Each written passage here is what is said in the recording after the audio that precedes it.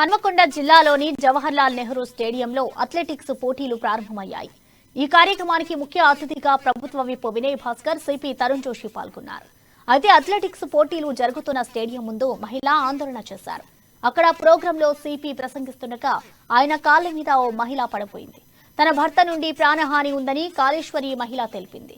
సుబేదారి పోలీసులకు ఫిర్యాదు చేస్తే పట్టించుకోవడం లేదని, నేరుగా వచ్చి సిపి తరుణ్ జోషికి చెప్పినా కూడా పట్టించుకోలేదని ఆమె వాపోయింది.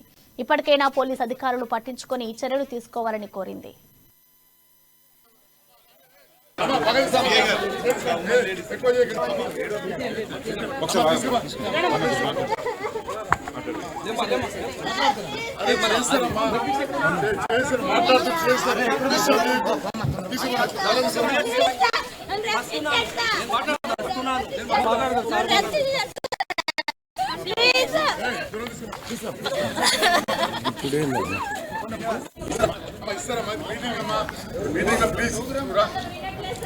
చెప్తా